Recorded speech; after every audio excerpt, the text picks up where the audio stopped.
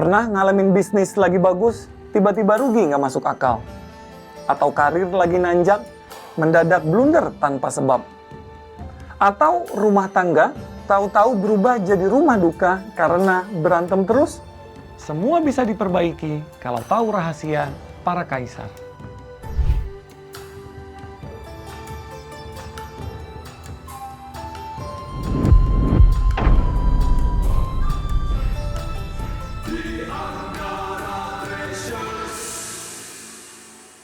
Tahu nggak, para kaisar di Tiongkok selama 5.000 tahun merumuskan ilmu untuk memahami interaksi antariksa dengan bumi.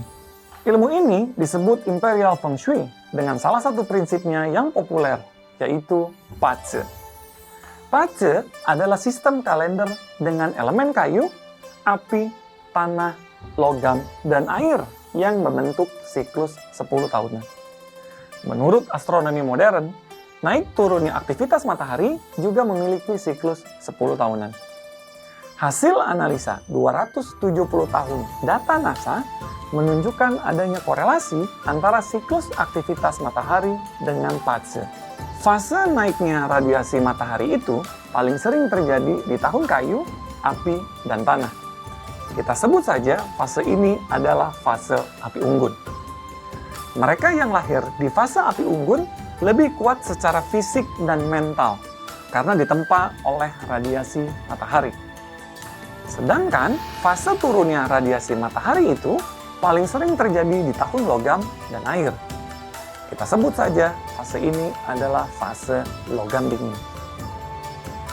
Mereka yang lahir di fase logam dingin cenderung memiliki stamina fisik dan mental yang lebih rentan. Kondisi berdasarkan tahun kelahiran ini disebut fase struktural. Kondisi ini bisa membaik atau memburuk tergantung lingkungan dan interaksi sosial sehari-hari. Dan ini disebut fase aktual.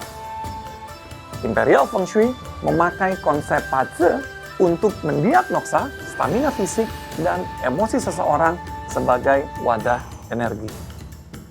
Lalu memberikan solusi untuk memaksimalkan peluang bisnis, kesehatan, dan kehidupan berkeluarga. Masalah datang bertubi-tubi disebabkan oleh energi yang tidak harmonis. Dan ini bisa diperbaiki secara ilmiah.